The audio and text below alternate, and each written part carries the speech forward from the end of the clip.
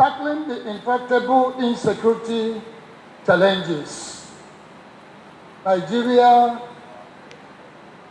was fast becoming a land flowing with tears and blood, because the reality of terror, devastations, destructions, and fear are evident.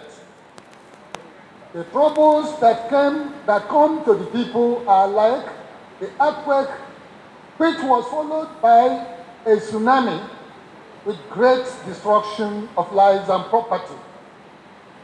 The aftermath is only ruins and fear for life. We live in a very uncertain times. Insecurity and devastation and economic hardship. Even by yesterday, this is the vanguard of yesterday. The front page says, 19 killed in fresh attack by herdsmen on Benue villages. So this is a reality. It's a problem.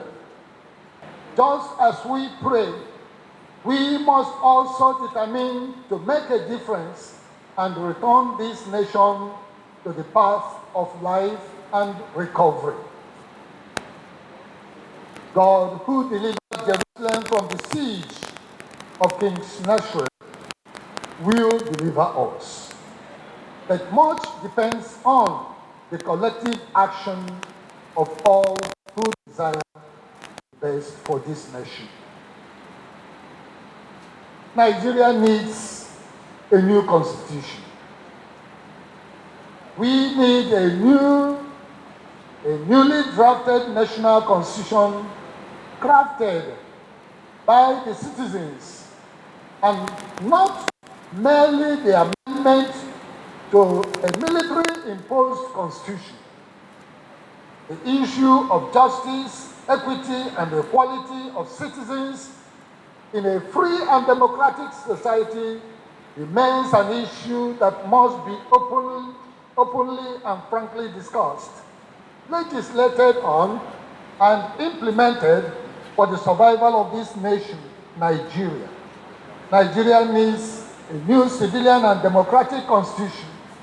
We need a rebirth of a new Nigeria, where no citizen is oppressed as we sing in our national anthem. Rather, everyone has right to strive for good life. We need a nation where the resources are judiciously distributed for the good of all. Our present system breeds greed, corruption, anarchy, and injustice. We need a new Nigeria for all citizens. Controlling the porous national borders, the insurgency, banditry, and kidnapping and attacks and devastations in communities, in some of the communities, are mostly caused by foreigners from other parts of Africa, with the collaboration from some elements and groups within our country. We have more than 250 ethnic nationalities that have existed peacefully for many centuries. The past 2 decades, most of which had been the experimentation of politicians, which has produced both good and bad. We agree, as it has always been said, that the worst civilian government is better than the best military administration. Over the years, Nigerian politicians have brought in foreigners from other countries in Africa in order to enhance their political advantage. Our young people have always been turned into political thoughts for their political campaigns.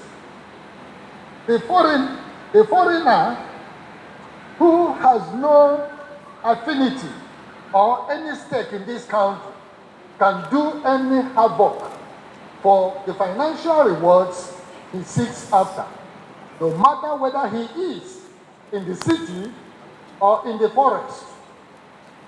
In recent times, we have seen cross-border invasions from some of our neighboring countries.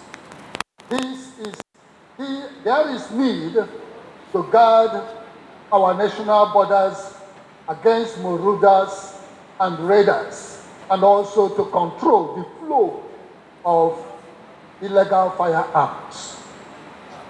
National reconciliation. It must be noted that the problems created by the first military coup and the ugly memories it left us with, and in fact, the Nigerian-Biafran Civil War, and some other squabbles and upheavals within our country, which we are not very willing to speak openly. These need to be addressed. One has observed the constant publication of the different roles played by some people in the social media, by those who, if you trace it, were not even born at the time when some of these problems occur. This we can also see in those leading agitations around the country.